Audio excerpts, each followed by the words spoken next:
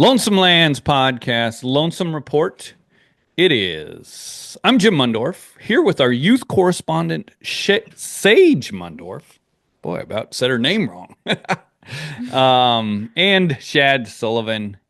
It is March 16th, 2026. One day away from St. Patrick's Day. This will probably come out on March 17th. So happy St. Patrick's Day, everybody.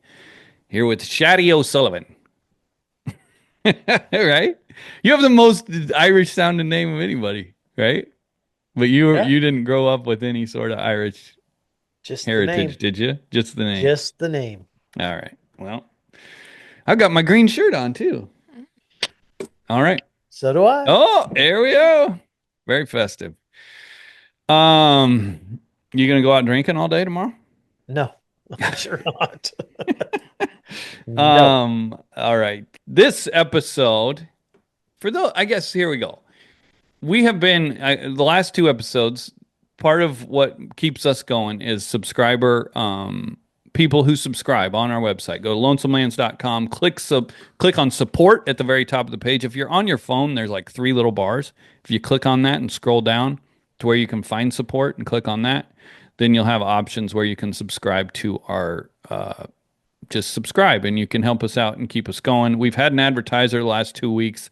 When we tell them what we're talking about, they're not able to subscribe. And so that's an issue with corporate ag media that we always talk about is they're controlled by their subscribers. One of our big things is we don't want to be, and we don't want anybody telling us what we can or can't talk about. That's not what the advertiser said, but there are just people who can't have their name tied to certain things. So if you do subscribe, you'll get an ear tag, also used as a luggage tag, dog collar.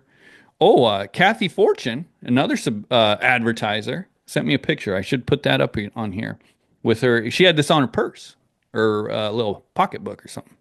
My wife's got it on her purse. All right. And then, all right. So thanks to everybody for subscribing and helping us do this, sometimes without advertisers. So Amen. also new ball cap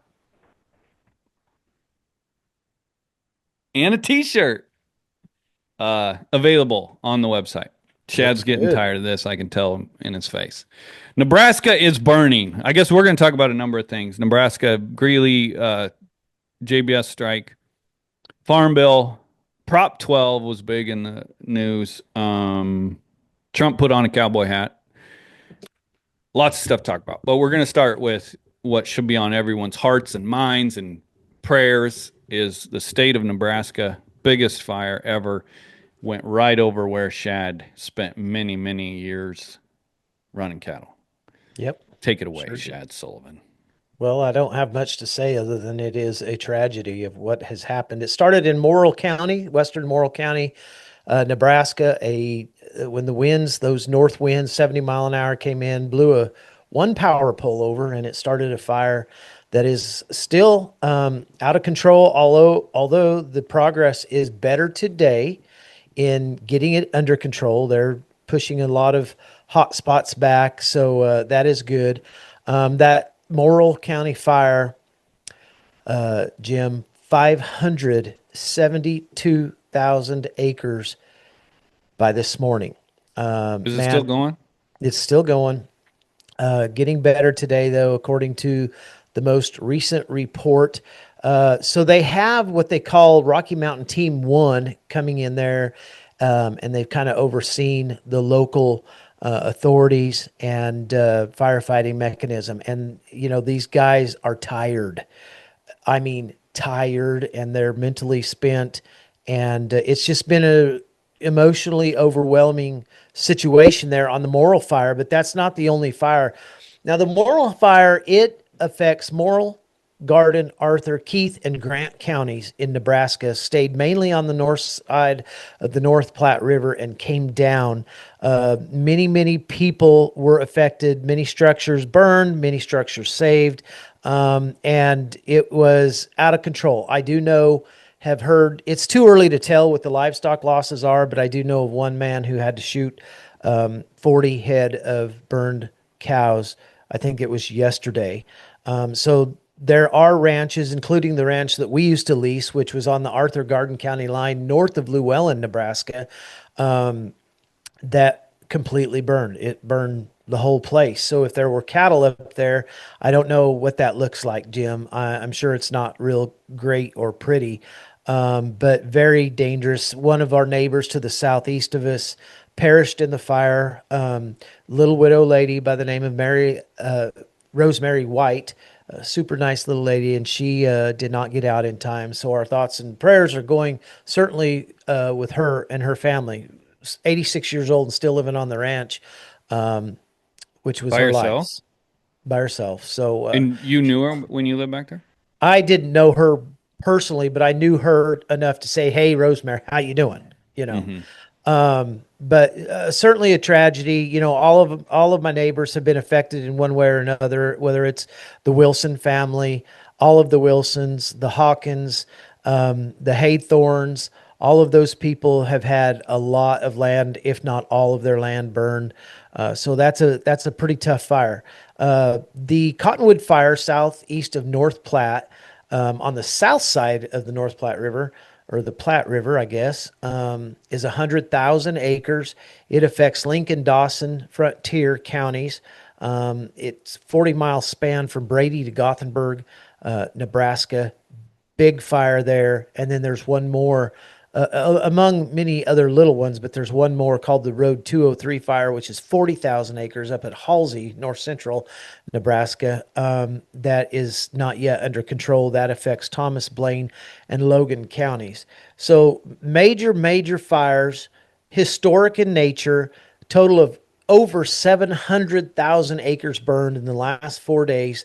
Has been devastating for operations, infrastructure, communities, you name it. And there's a long road of healing to go. Obviously, the infrastructure of these ranches, many of them have burned to the ground. Fences are down. It's just a bad deal. Yes. Yes. And I think all the information is kind of starting to come out just now. One of the posts that's getting shared a lot on social media, I was just going to go through quick. Van Newkirk Herefords. I drove through there. I drove right. I think is it Highway 26? Is Yes. that what it is? Yeah, it goes north out of Ogallala. Went to Torrington last fall and drove right by a lot of this stuff. It all seemed like it kind of just paralleled 26 and went east and south. That's from right. where it started. Yeah, and so Yeah, um, one of the main somebody had made a comment to me that maybe it got so far out of control was because a lot of that land that sits between Llewellyn and Oshkosh to the north is owned by Ted Turner and the Mormon Church. And so there's a lot of vast country with no ability for firefighters to get to, very sparsely populated. You know, I don't know how far it is between the Alliance Highway and Highway 26, but I'm sure it's 70, 80 miles between blacktop pavements. So it's hard to get to all those places. And some people felt like maybe that was why that fire expanded so rapidly. But hey, with 70-mile-an-hour winds, it's going to get out of control. I was told that it moved 90 miles in 1 hour. yeah, and it was like a 50 to 70 mile wide, right? Yeah. I mean, it goes from the start of it, which is 20 feet, to at least 50 miles wide at the widest point. And 90 miles in 1 hour would have been really that perfect. seems awful That's 90 fast. miles an hour. Maybe That maybe seems it like was it's 90 miles in one afternoon, yeah, or 90, yeah. or Because evening. But either way, Jim, you get a prairie fire going. You know, we talked about these fires in the Texas Panhandle, and you know, there are things we don't think about. And when you have a 70-mile-an-hour wind and it's pushing ash, that ash can bounce and go a quarter mile out and start another fire, right? Or the rabbits. We talked about burning bunnies. The rabbits starting fires. And I noticed that the shape of that Morrill County fire was very strange, but certainly a bad deal. I hope that the state comes through and the nation comes through for these ranchers. We have to remember 750,000 acres is bigger than the state of Rhode Island, to put that in perspective. And so we just this morning I put a little bit of math to the paper, pen to the paper, and you know, perhaps 40,000 head of cattle or cows or pairs displaced by this fire. That is Yeah. substantial, and we don't even know the death losses, which they will only increase, obviously. So Yeah. now the people that saved the cattle, what do we do with them? That becomes an issue, We'll get into and that. I we're brought up Van Newkirk's post and I was going to read it, okay. All right. but it was under Van Newkirk Hereford.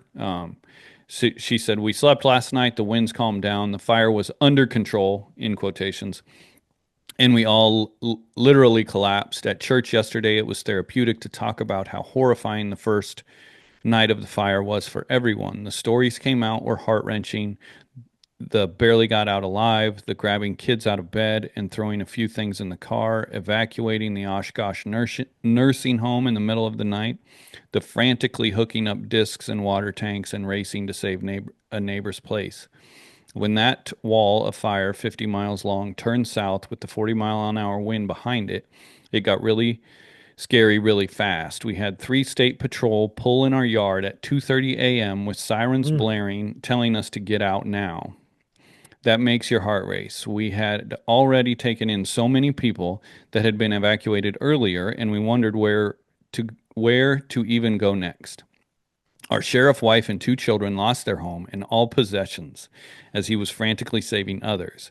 We've been told more than once to look for the good that has come out of all this. The prayers from everyone has been incredible. I got a text from a guy that said, "I'm not real good about praying like I should, but I stopped and said a prayer for you all. I knew you needed it." That melted our heart. The volunteer firemen have showed up from across the state and from out of state has been incredible. School has been canceled today, more out of precaution. We are all catching our breath and absorbing what has been lost and trying to be thankful for what has been saved. It's a Mm. bit overwhelming, the level of devastation that has occurred since this first fateful night. We've been asked where people can donate. They are setting up one nonprofit fund today so that 100% of the donations can go directly to those that need it most. We want to avoid all the scams out there. That's why there's only going to be one fund set up. If you want to follow Nebraska Sandhills Rancher Relief, they are the group that is spearheading this. We can't say thank you enough to everyone that has called, text, prayed, and helped our community to survive the last few days. We appreciate you all, and yes, we really did need it. That was Monday morning, I believe. She put that out just this morning. That Rancher Relief Fund I have shared on Facebook. If you go to Facebook, type it in Sandhills Rancher Relief. If you go to our Yeah. Facebook page, you'll find it there somewhere. Powerful, powerful stuff. Yeah, yeah. And I so, actually have a shirt tail relation. My dad's got some family at Oshkosh, Nebraska, and I think they saved their homes, but their outbuildings and stuff burned. yeah. So, And there's a lot of stories like that that's getting shared. TD Angus had his post, he talked about fighting fire, and then also I think one of his buddy or a neighboring place was actually working their calves that day, so everything was close to the pens, and they were able to get it in and disc wow, around the whole thing and save almost everything, which would have burned if they sure. hadn't been And able to down in do it. that country, on the north side of the river, that Morrill County fire, it there's no trees. But on the south side of the river at North Platte, there's lots of breaky country with cedar trees, which makes it even hotter. So, Yeah, wow. and we're already getting into the like you brought up possibly 40,000 head of cattle. I Hmm. feel like that's great. They're doing one one rancher relief fund, but it's like in these disaster situations, people start smelling the federal money, right? And we're getting there already. Because the federal disaster money, and I've heard the rumor is that the big cattle feeders want all those cows to go to because we have room in feedlots now because we're at the 75-year low in cattle herd, and so the big feedlots are now pushing to get those cows put into their feedlots, and they will get federal money. Um, Hopefully that doesn't happen because all kinds of reasons on dry lot cattle. Yeah, I um the I don't know how true any of that is. I do know that obviously there's probably lower numbers in these feed yards, And there has to be a solution to these cows that live through this, right? For these people, because listen, the footprint of this fire is going to go out a minimum of 1 year. And when you have fires this hot, the crown of that grass, the sandhills are resilient. And there is no better cow country on earth than in the sandhills, but they are fragile.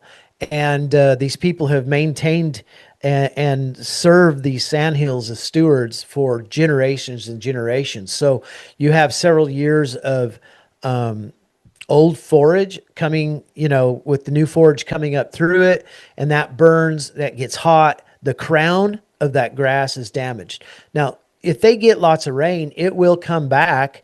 But will it be as steadfast as it would have been? No, it won't be. So there is a footprint of this fire there. So in order to, save their stewardship, they're going to have to pull off this country. Now, a lot of them have wet meadows, and that will play a huge role in what happens here. But if they don't have a place to go with them, what are the next options? And I did a little research on it this morning.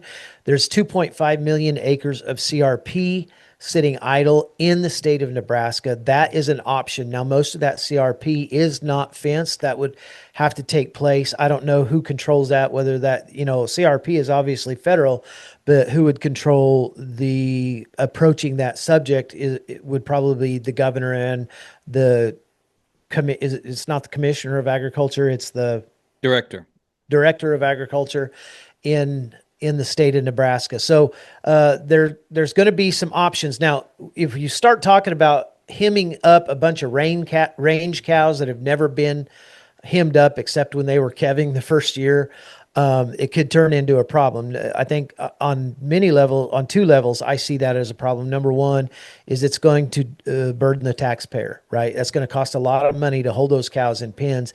And number two, what is the long-term health and well-being benefits or non-benefits to these cattle? Once you put cattle up into close space, the health deteriorates, especially long-term. So I don't know what that would look like. I feel like the best option would try to get this state land, any federal land that's not being utilized, or the CRP land, get it utilized. That's Right. seems to be what would be the best. I don't know. I don't know all the particulars, but there's so much corn on center pivot irrigation. I mean, I would, instead of a federal program to put cattle into feedlots, I would love to see more disaster relief. You could seed that or turn it to hay ground, something to have something growing there within the next 3 months, right? Well, we'll see what happens. I mean, it's too early really to make all these determinations and listen to all this but I would outside love to talk. nip it in the bud because we do know, looking at what's happened with this Nebraska brand bill and all of this stuff. Karina Jones had a good post today about the people that they're trying to get. And I don't understand it that much, but they're trying to weasel every weasel they can get in there to be able to control these things. And this all comes from those big corporate Nebraska feeders. And so when I heard that, I was like, well, that just matches exactly what they want to do. They're great at getting all the federal grants and researching all the ways that they can get money and picking winners and losers. We talk about that a lot. And who is the loser in that deal is often the little guys. But where do you think that, as far as eastern Nebraska towards over where you live, what do you think the capacity of these feed yards is right now? Is it 60, 70? Is it 40, 50? What is the capacity? Because if we go back towards the west, the capacity on those feed yards, especially going west, southwest, and south, is very low, probably 50%. I don't know. I can't. I haven't driven over there for quite a while. But certainly at these low numbers, there is that it becomes an issue. And really, with the death loss, we don't know what that's going to look like. I mean, if you lose a cow, are you going to lose a bred cow? If you lose the mama, are you going to lose the baby? What does that look like? We don't know. It's too early. But certainly these are things that they're going to have to start thinking about. And it's not a week down the road. It's right now. These people have to have a place to go with these cows that are alive right now. Otherwise, we're all going to be pushing feed up there for them, which is great. but that's not a long-term solution. So Right. there's a lot that has to be thought about, and I I don't envy envy the leadership right now. It's a pretty tough situation. Yeah. Speaking of leadership, Secretary Rollins tweeted Mhm. that she's been in contact with Governor Pillen, Yeah. and the Nebraska's ag director is one of the best, Sherry Vinton. So Oh, we she know is. she's a rancher. I mean, she is, nobody understands it better than her. I guarantee you that. Well, and And what I love so, about Sherry Vinton is she is how I met Sherry many years ago. Was through property rights. That's how I met her, and so her and I um, see. I don't know her well, but we do see eye to eye on property rights issues, and she seems like a super nice lady. And I wish her the best of luck because they have some tough, difficult days ahead of them. yeah, how I know her is how I know most people in the cattle business. Shad Sullivan introduced me to Did I her. Yeah, in Lincoln at that in Lincoln? deal. I Yeah, don't know, when was that? That's been like two, 4 or 5 3 years years ago. ago. Oh, maybe Yeah, 4 or 5, I guess. All American right. Stewards of Liberty. JBS strike. Yeah. I don't have much on that. We talked about it last week. JBS is striking. The guys at the Greeley plant are on Yes. strike today. And the cattle market's 3,800. way up.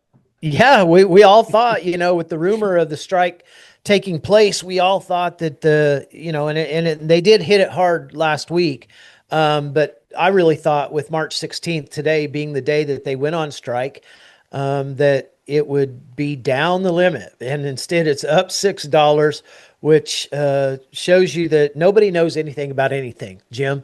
But we do know 3,800 workers went on strike, could not make a deal with JBS. The JBS contingency is saying, hey, we offered them a fair deal and we think that they should take it.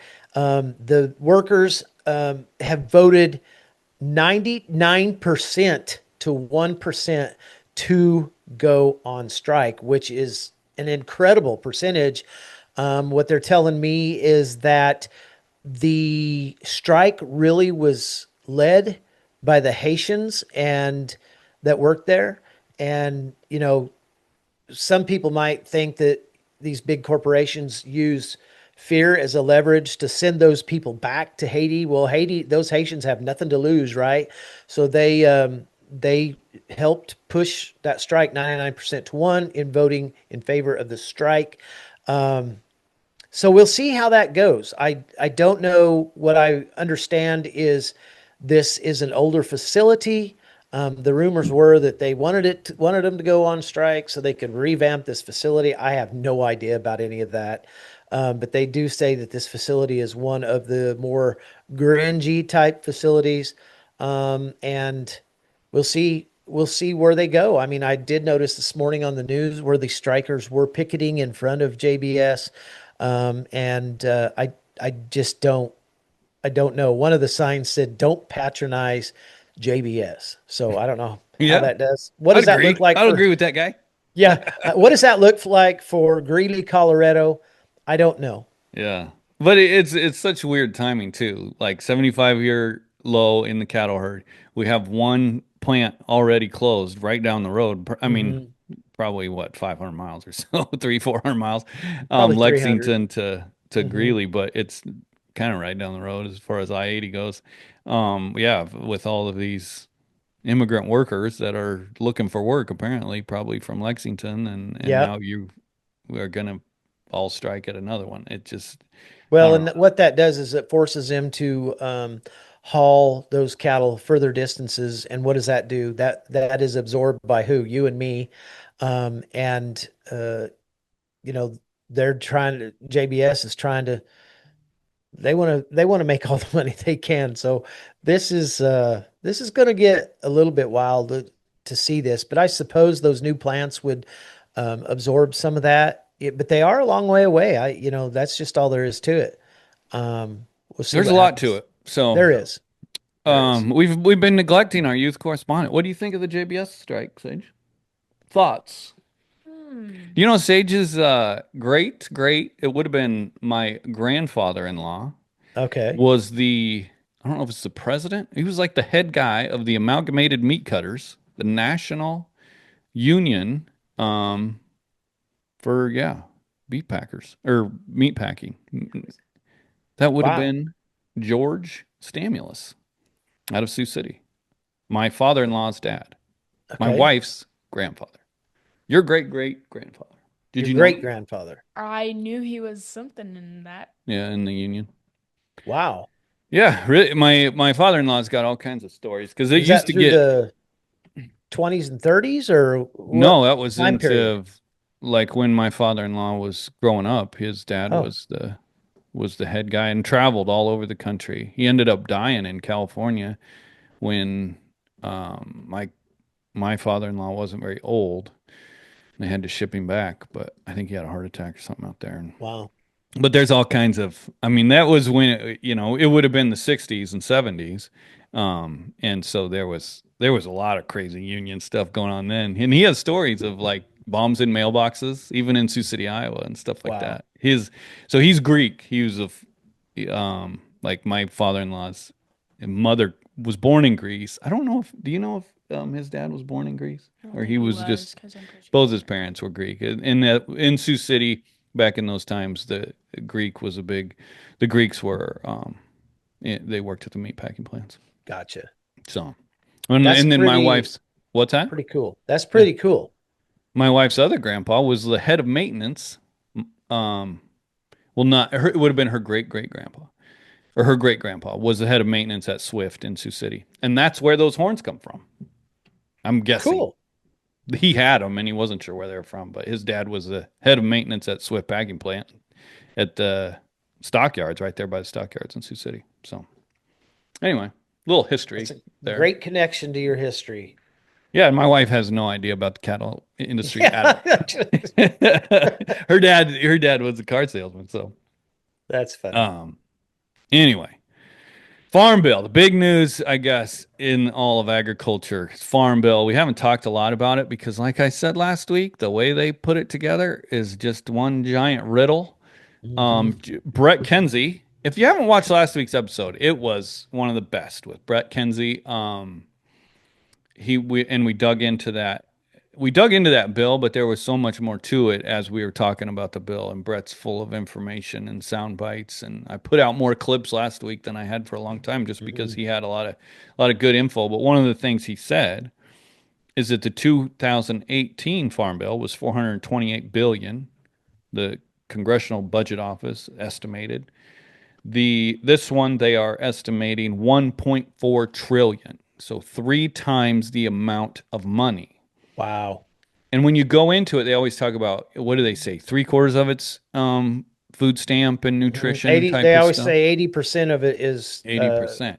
nutrition. But Rollins has cut all of it. Like they talk about all the fraud and all the cuts they have in the Hmm. SNAP program and how they were saving all this money. So why is the Farm Bill if 80% of it is the SNAP crap, and we're trying to, we're cutting that down, and now the Farm Bill's 3 times as much. There's just so much into it, and that's Well, there's part of the point to me. mhm. It's like they want everybody to be confused. They're just a bunch of money grub, and that's my biggest fear too. Is when you see these people like Dusty Johnson and Randy Feenstra and G.T. Thompson, and they're all, we have to have a Farm Bill and we have to have it right now, right? They don't want anybody to look at it. They want to throw together. It's the ultimate omnibus, right? And that's Yes. where they just throw everything into this bill, and who knows what's into it, right? Then the Nancy Pelosi quote: "We have to pass it to find out what's in it." But I have tried to look up. My main concern and the main, uh, you know, scam and fraud in agriculture, I feel like, is the whole climate thing. And so I Yes. went to Chat GPT, which I have stayed off of. My wife uses it all the time, this Okay. AI stuff. But when we have a 900-page thing and the way it's written is so ridiculous. But I went in there and tried to find out some stuff. And what I found, the main thing that kind of ties into what we've talked a lot about is this carbon, reducing the carbon from, agriculture, people getting paid for carbon sequestration, right? And so we have this EQIP program, I believe. Yeah, so ChatGPT found this, I guess. I was typing in different questions and it says establishment and administration. This goes into the giving higher priority to payments. The secretary is able to increase payments for high priority. And to give people a little insight into how this is worded, so it says Section 1240B of the Food Security Act of 1985, which is the original Farm Bill, which every new Farm Bill updates the Food Security Act of 1985. So it says, is amended in the paragraph heading state determined before high priority in subparagraph A in clause by striking or at the end. I'm just reading right out of the Farm Bill.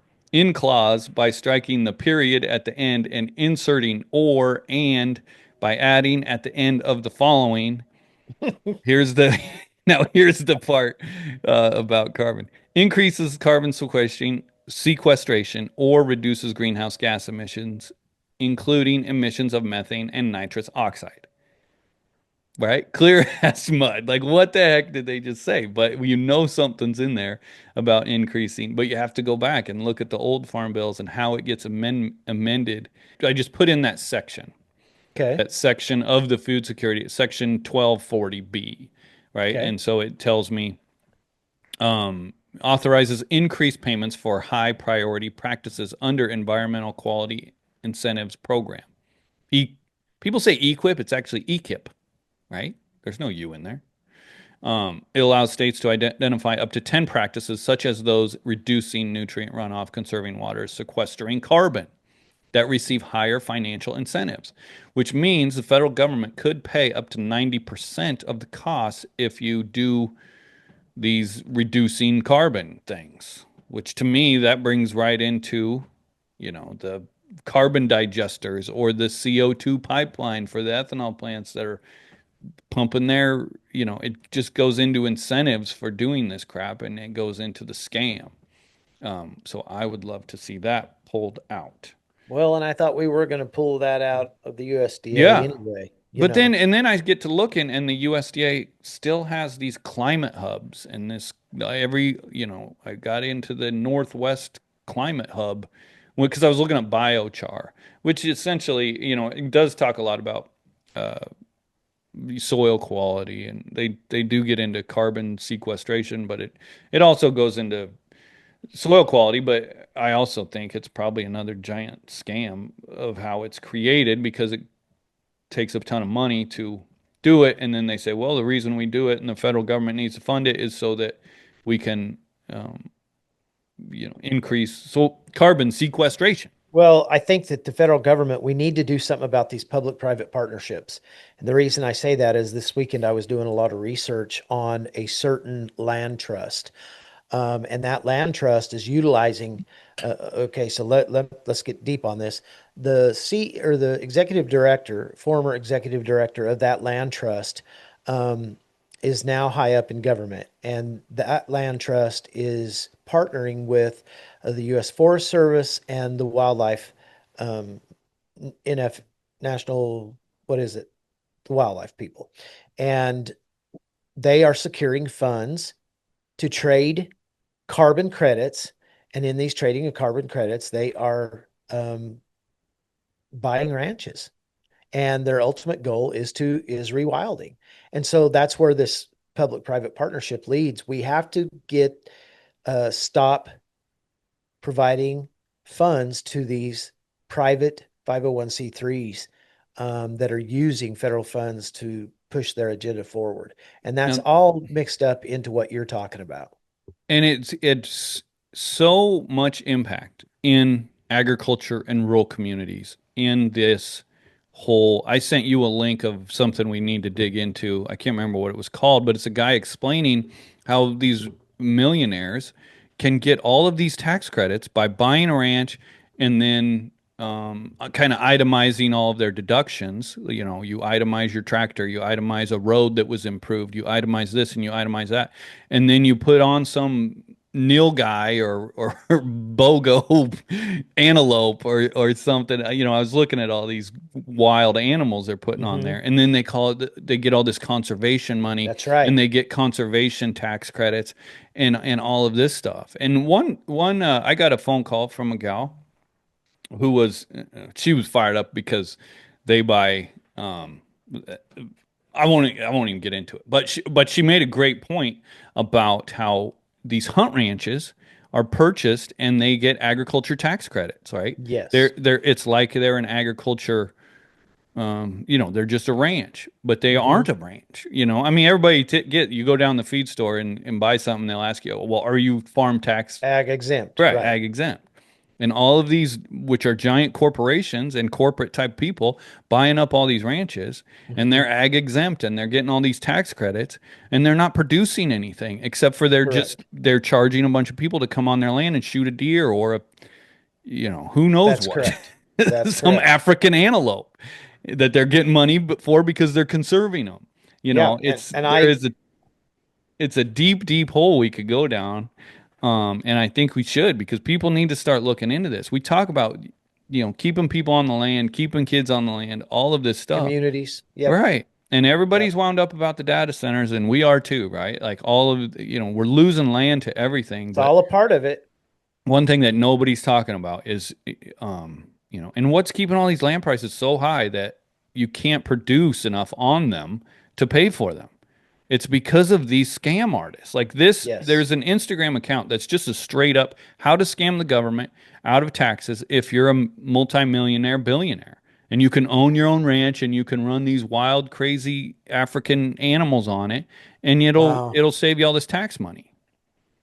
It's a crazy, yeah, we went on a tangent there, but the other thing I find very concerning is in the Farm Bill, there's a ton of stuff about conservation easements in the forestry part Yes, there and is. how they need to add these new conservation Yep. easements. And, one of our biggest things is perpetuity, right? When conservation easements get signed, they are forever. There's nothing really in there about that, which Yeah, I that's would called love the to see. Forest Conservation Easement Program. Yeah.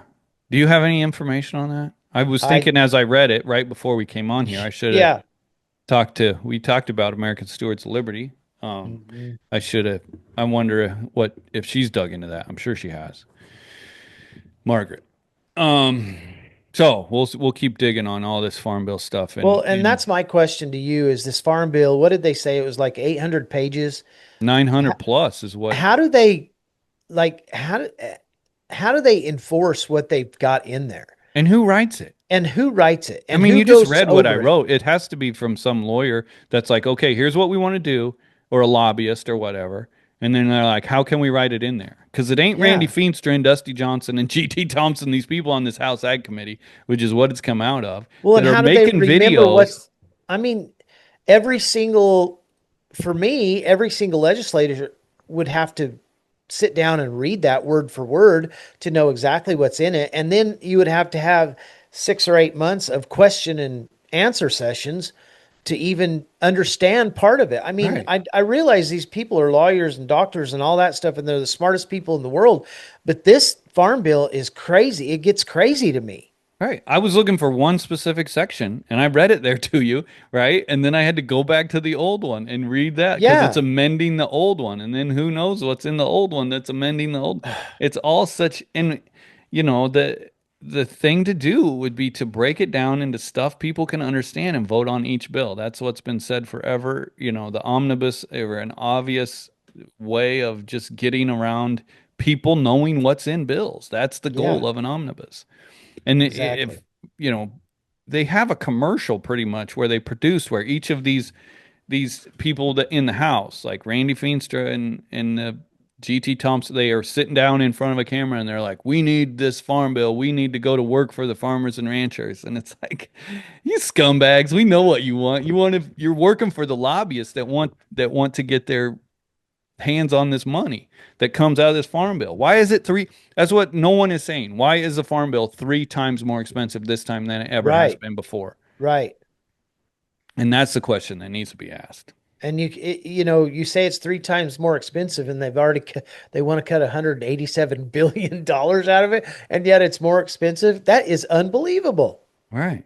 It That doesn't is make sense. just crazy. And that's the question nobody in Congress wants to ask. I mean, I'm sure that's Thomas Massey. There's another rabbit hole we could go down, but um I think one anyway, of the things that everybody probably that is most controversial is the pesticide liability part of it, protection for pesticide companies. I think with the fence on one side, you have the Mayhaw America First people, which really are the same contingency. And then you have the lobbyists pushing for pesticide immunity for the corporations. And where's that going to go? I mean, if we're truly voted President Trump in on the America First Mayhaw movement, and yet they give liability liability protection to these things that they're preaching against, it's a very strange Right. situation. Yeah. And if, all of these companies say that it's safe. So, and I get, there's frivolous lawsuits and people sue and settle, right? That's the whole thing. Like, who can sue and settle and get money out of these corporations? But if I feel like you should just be able to prove it's safe and be done with it. And the corporations are the ones that have all the money available to them to prove that it's safe. So prove it's safe, and then you won't have to worry about a lawsuit, right? Move on down the line. Yeah. But it seems like their number one concern is not proving it's safe, but to be, you know, to have immunity from lawsuits. Anyway, what do you think, Sage? Pretty crazy. Pretty deep conversations, huh, Sage? Yeah, I know. Those are. What do you think about growing up in the most cancer-ridden? Have you seen any of that information? Like the Glyphosate. Yeah. Oh, I've been saying it wrong also. Glyphosate. Glyphosate. I have Glyphosate. seen stuff on this. Yeah. There was this girl so she's like an influencer and she had cancer and ended up dying. And her mom came out and started talking about how she thinks that the main reason her daughter died was because of or got cancer was because of the Glyphosate. glyphosate. I said it wrong every time. I've had people email and be like, it's a glypho. I was saying glyphosate. I got the S and the pH switched around. You all know what I'm talking about. Everybody knows. But I do try not to sound like an idiot, which is hard sometimes. What kind of cancer did you have? Leukemia. She had it. She was 14 and she had it 11 years of her life. So That is incredibly sad. Yeah. Where'd you live? Terrible.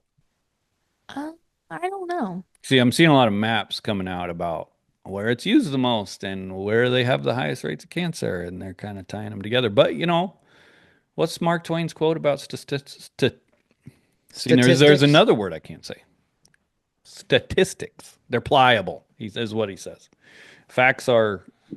I can't remember. I wish I knew his quote, but I remember the point of it is they're pliable. People will use information to wiggle their way however they want it wiggled. But on March 31st, 2004, I was diagnosed with this bone marrow disease, which they, at that time they called it a leukemic type disease, pre-leukemia.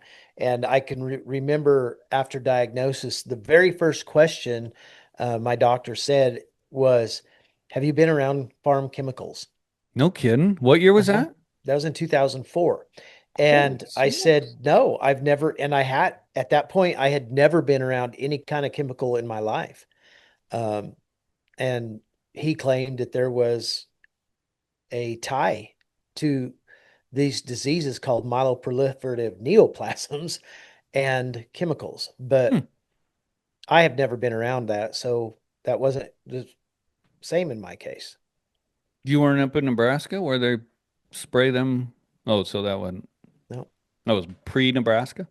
No, and Was then I after tested positive. Yeah, that was it was during Nebraska, but I had never been around any of that. Yeah, like handling it is what he meant. Yeah, or being sprayed near. I was never near any spraying fields or anything like that, but it ended up being a genetic modification or a mutation in my genes. It's called the JAK2 positive.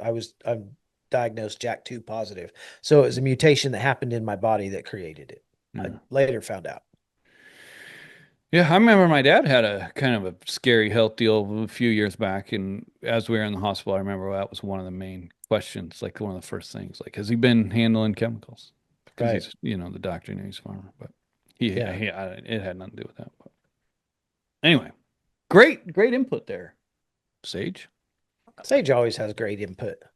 But the main, I guess, going on from the Farm Bill, what was really in the, I guess, on Twitter a lot and social media was Prop 12. Yes.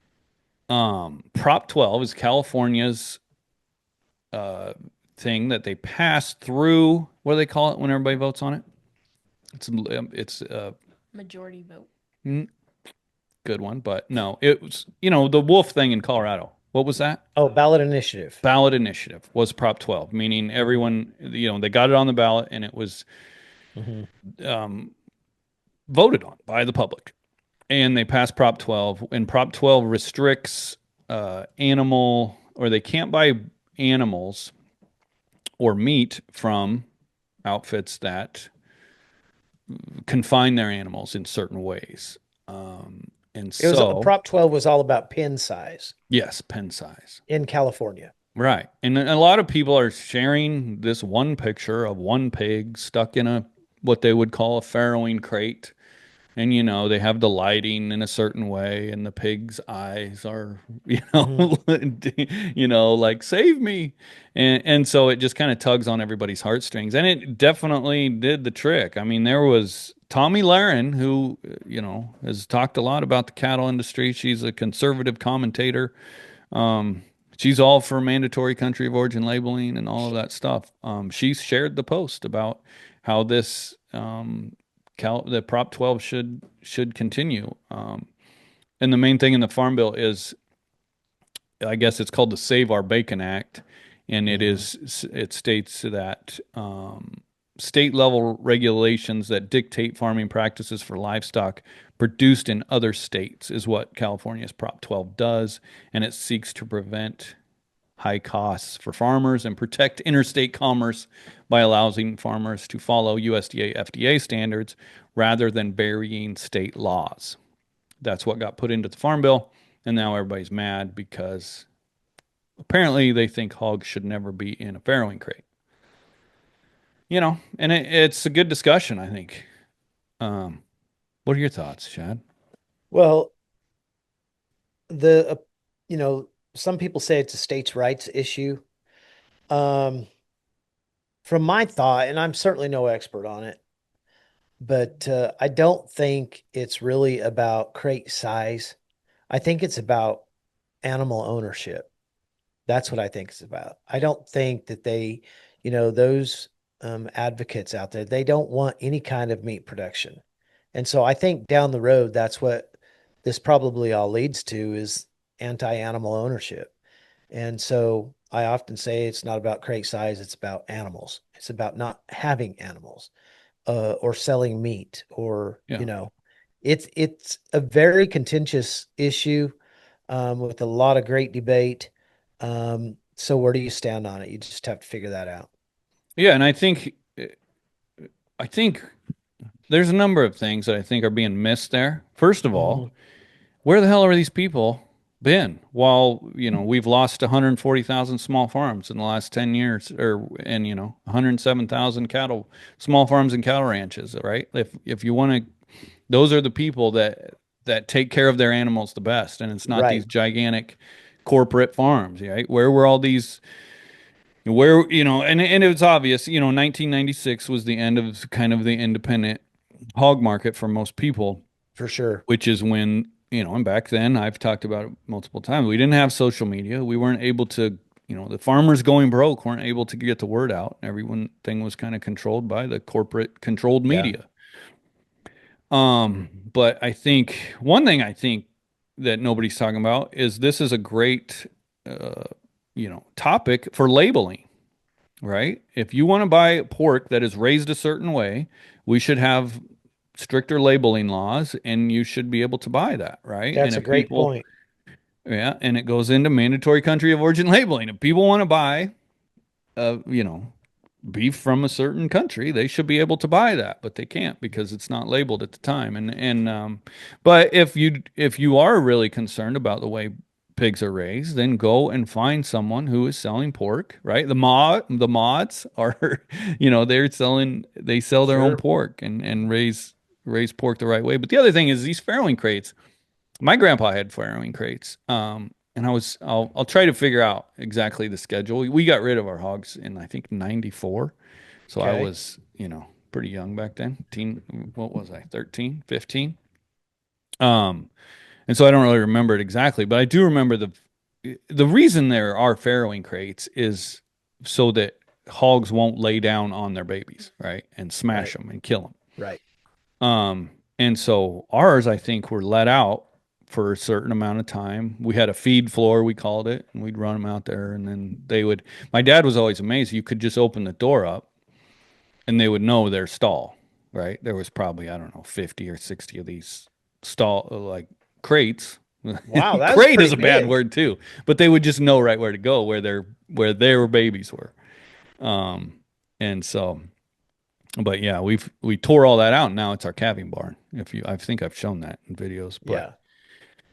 anyway, yeah. But I was looking up and it said maximum. I looked up time periods. A maximum of 6 hours within a 24-hour period, and no more than 24 hours total in a 30-day period.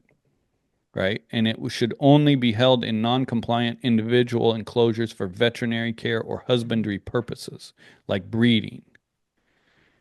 So I suppose AI is, and I mean that would be a shoot. But they said the maximum or the minimum for a hog, what did I say? 24 square feet. So four Yeah. by six. Main thing is they want the hogs to be able to turn around. The other thing is the hogs that are being butchered are not the ones in these crates. Correct. They're the ones having babies. But then there's also a chicken thing. Chickens have to have a couple square feet per animal, and they can't be in cages. For their egg. So and that goes into egg production, all kinds of stuff. Main thing is like I feel like people look at that picture of the hog in the crate, and then they're like, "Oh, repost this, and we can't have these because it was Ashley Hinson out of Iowa, and and then it's like she's controlled by the corporate farming people, and which who knows? I mean, I'm sure Tyson Foods and Smithfield and all of these places that want to sell a ton of pork are the ones pushing for that. Sure. And Absolutely. that's the whole thing, this efficiency model and where we've come from and how did we get here, right? How did we get But I think it's also interesting, where's the line? And I think the cattle industry needs to look at that, right? Where is the line that is animal cruelty to, not and raising animals the way that they should be? And eventually there's a line there when Ooh. because we know what these pork people do. It's efficiency, efficiency, efficiency, no matter what. And according to California, they have crossed the line with these farrowing crates. And so eventually, I think for the livestock producers, you have to think about that. Like as we continue to move in a more efficient, always moving to more efficient, where is the line where we get to, well, what is the public going to put up with and what are they not? And it seems Well, like we're hitting that right now with what is the well, public going to put up with? maybe we are, but then there's so many issues that it goes into, and property rights is one of them. And so the best thing to do is what you already said. Let's label it, buy local, find out who is producing your food, and make sure that's the way you want it produced, and go after it that way. I mean, that's a solution to the whole issue, because I do think down the road, all of these regulations lead to no animal ownership or no property ownership, and that's my concern, Jim. Right. Yeah, exactly. And, should people who live in California who've never seen a hog before Dictate. be Yep. in charge of how they get raised? Correct. And one Yeah. thing we have a neighbor at my folks' place who has had hogs, free range hogs for my entire lifetime. He has these little huts out in his pasture. And back when the whole thing, the hog industry kind of collapsed, he was one of the first, I think, with Nyman Ranch. Is it Nyman or Neiman? Nyman, Naiman, which has now been sold a few different times, and I don't even know what they're doing, but they were like the first, I guess, in guys like that who have been ahead of things, probably, the Greg Gunthorpes of the world who have free range hogs. Like that's if you want to buy hogs that are raised the right way, you have to go find those people, you know. So Well, who gets to dictate what the right way is? the consumer. That's right. Right. If you're buying and you want to look for who's raising things the right way. And I think it is interesting, should a hog, they talk about the hogs are raised now confinement their entire lives, so they never see the sunshine. Mhm. Should a hog be raised that way? I don't like it. But exactly, who gets to dictate? And who says that that's the wrong way or the right way or whatever? I think you should eat USA beef. That's what I'm going to eat. Exactly. But looking at the beef industry, I think you should take notes, right? As we're building all these cattle buildings and we're taking these big feedlots and we're shrinking them way down into these buildings with these slotted floors and it's all so much cleaner and all so much better. Well, when they start sending out pictures of that and all these cattle are, somebody pushes all the cattle into one corner and then they take a picture of it, and they find a cow with sad looking eyes, because that's what they do. Right? That's what the beef industry or cattle industry needs to be ready for also. For sure. Does that make sense? Yes. All right. We've really been going here. All right. What else you got, Shad? Anything? There's lots to talk about, but that's all I have for this week. Look, Sage is about to fall asleep. Well, let's talk to Sage about what this week is. It's National Farm Week or National Agriculture Week, starting yesterday, March 15th through March 21st. A very important time in our country to recognize those who put food on our tables, not only across the nation, but in our communities and really globally. So, what are your thoughts, Sage, on National Farm Week? How about a Brooke Rollins update also? Right. That's what I told her. I was like, have that ready. But yeah, it's all about National Ag Week. Yep. What do you think? Yeah. We put her on the spot. She's not as good. What were you getting? Oh, you had something on Prop 12. Prop 12. The pig. Oh, so there's this lady on TikTok, and she is like this big animal rights activist and stuff. And this was a few years ago, I think, and she toured Tyson and saw that the chickens were being She didn't like how they're no, handled. she did not like it. And I don't remember what She toured a chicken facility or yes. Okay. And she took chicken, like she took them Stole with her. them. Yeah. Like in her car, like she grabbed a few. Yeah. And she just took them. How many? I think it was like 5. Oh man, that's a big She arm saved their load. lives. She must have went back a I couple think times. she had like crates. Oh, she had it planned out. She did. I'm Okay. pretty sure she did. She didn't tour the chicken place because she was curious. She toured it She to steal wanted to chicken. see how the animals were being treated, which she knew they were getting treated pretty bad. But she was going to serve like 6 years in prison. And now she only has to do like 6 months on house arrest and stuff. So, Oh, The chicken stealer. yeah.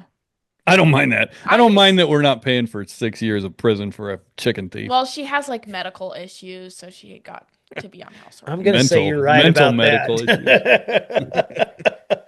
Well, that's kind of funny. The one thing that the conversation that we need to have more of, and I know sometimes this sounds, not very empathetic, but life and death are ugly. Birth is ugly, death is ugly, and something has to die in order to feed the nation. And that's never going to be pretty. So I think that's something that we need to talk more about, and, get this emotional mess away from productivity. I'm not saying you can't have empathy and sympathy for all of that. It is an emotional time, but it's the circle of life that must be respected. And that's the way it was designed to be. And that's why it is the way it is. But none of that is ever going to be pretty. So the more education we get out, the better it is. Yeah, there's just a lot to it. And I saw this clip where this girl, she showed livestock her whole life, and she's talking to a girl who is some animal rights activist. She's talking to her, and the girl who showed was like, "Yeah, we raise our calves, and we care for our 4-H calves, and we name them all, and we love them, but then we know that we have to just go and give them away." And then the animal rights person was like, you don't really care for them if you're just going to take them away. And she's like, well, that's how we all know that's what it's going to happen. And that's how we all know because that's how we Yeah. were raised. So, Yeah, it's just a different. Yeah, and it's It's it's a like you say, perspective. the further we get away from it, the harder it is for people to understand. You know. Yeah. The problem What'd is you? the question is where does that lead to, right, Sage? Where does it lead to in terms of food security or our ability to feed our own families? There are people that don't believe in eating meat; they're ideologues, and if they don't want to eat meat, fine. But what if my family wants to? That's how we live, and so how does that become dictatorial? And that's the concern we all have down the road. Right. Yeah. Just something to pay attention to. That's Amen. was my point. What'd you think of Trump's hat? That's a beautiful hat, and whoever shaped it did a fantastic Because job. it's just like yours. He looked so nice in that hat. No, it's better than mine. Yeah, I he mean, plopped that thing on like he knew what he's doing. it was a beautiful hat. He did a grand job. I mean, I was super proud of that moment, right? Yeah, yeah, that was cool. All the rodeo world champions Yeah. got to go into the Oval Office for the first time since Reagan, which I'm sure our friend Secretary Rollins had a lot to Yep. do with, Yep. since she grew up barrel racing and is a Yep. Texan and into all that stuff. No, I loved it very much. And you know what I was thinking, Jim, is we've been accused of being photo opportunists. I have seen more photos from the world champions and all their Right. organizations they're affiliated with across social media than any other person. But I thought it was fantastic. I mean, it's just like Brooke Rollins said, her Super Bowl is the people of rodeo. Hmm. And that is really, they are a part of agriculture. And this being National Ag Week couldn't have been a better time. And speaking of National Ag Week, we are going back to Washington, D.C. next week. Get ready for a really cool interview or three. Some of us, maybe. Nothing set in stone. Um, Sage is going. All Sage is right, not Sage. going. Me and Sage will go and we'll interview that big interview. We'll do it. Sage wanted Right, to, Sage? what'd you want to do last time to pay for your plane ticket? You want to tell Oh, sell everybody? my plasma. Sell She wanted to your sell her plasma. plasma to get out and meet President or Secretary Rollins. So Now she's bloodletting to meet Secretary Rollins. no, she's not. I bet we can make it happen without bloodletting, right? Well, we told that when last time we saw her, we said I told her Sage wants to see you, and she was like, yes, she was going to come out here. So Yes. we'll make it happen at some point. All right. Anything else? Else you got, Sage? Anything? So I have been researching curriculums about talking about the beef checkoff. And Where'd you get that idea? I don't know. Anyway, so I was going into these curriculums and I was looking at the ones that were funded by the beef checkoff. And the sites that it says to click on the beef checkoff website are down and they said that they're broken. So, Yeah, the one from my article, right? yep. The one that I Wow. exposed. So they're no longer available. No, they're not. And you cannot In any access of them? Nope. So are you telling me the program isn't have to look available at or that. just the checkoff? I'll read you what it says on the Okay. site. It says, we are experiencing technical glitches migrating our resources. Please be patient with us as we look to ensure our easier to navigate and easier to search site is complete.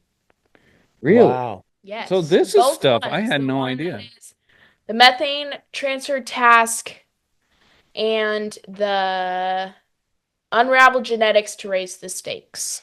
The two on the website. But you went to the other ones and they work? Just these two are on the. Did you go to the other ones to see if they worked? What other ones? There's a bunch of lessons. Yeah, so this one, the lessons, this link on the methane Yeah, that doesn't work. Right. transfer. Yeah, well, you can go in and it has this whole thing about what these curriculums are about, or this particular one is about, and then you go in to look more at the lessons, and it says that the site's down and you can't access it. So, Wow. Got them. Dirty suckers. Also, I think it's the vice president of the this goes right into the confusing state of the beef checkoff. He's the Federation of State Beef Checkoffs. He's the vice president. Travis Maddock. Kerry Stadheim did a great interview with him from Tri-State Livestock, and he said they are 100% behind the Methane in Cattle, a Climate Connection lesson for high schoolers. So anybody, not appreciating that their dollars go to a methane climate connection between methane and cattle for high schoolers. There we will be doing more and more stuff on that. Sage heard about that. She didn't like that idea. I'm looking for it right now. Over here we are. The science of beef reaches the classroom. If you click on the link. Yes. This was on my phone, so. And this is the Beef Checkoff website. One of the newest additions to the American Farm Bureau Federation of America resource library is the methane transfer task released in fall of 2025. So they're bragging about on the Beef Checkoff website this lesson. So we click on and there's a link there. Our new website will be back soon. Food and Agriculture Center for So exactly what she said. We've experienced some technical glitches. Wow. What a bunch of scumbags. Technical glitches. And they bragged about this. Like their Facebook post was, your checkoff dollars are bringing beef into science classrooms. Let me read in the very first paragraph. I'm going to put together a video. Oh wait, this is this is what it says. This is what Travis Maddock is 100% and the beef checkoff people. Because when I first reported this, I said it was kind of, it might have slipped through the cracks. The checkoff could have approved it and not known exactly what's in the lessons. But now they've come out and they've said they're 100% behind it. Right? It says students will explore the components of the cattle digestive system, the fermentation process that produces methane, and the impact of methane as a greenhouse gas on atmospheric conditions. That's the first paragraph. Meaning how cattle contribute to climate change. I mean, that's what the whole thing goes into. Absolutely. So, Beef Checkoff's 100% behind it. We will see in the future if cattle producers continue to be 100% behind the Beef Checkoff, which we know they're not. Let's keep everybody in Nebraska and Oklahoma in the fire in our thoughts, and hope that that's a good outcome. And Rose White from Arthur, Nebraska, passing away in the fire. Our condolences go to her family. So hopefully they get on top of that real quick. Go to lonesomelands.com, click on support, get yourself an ear tag, new hat. Where's that hat at? She threw the new one. Here's the other one, the other new one. Get yourself a t-shirt. Show them your t-shirt. Got the product line. If you subscribe and for the 120 a year, you get a free t-shirt, and that's the one you get. All right. I folded all of them. So. Oh, there you go. Folded by Sage. Thanks, everybody. See you next week. Adios.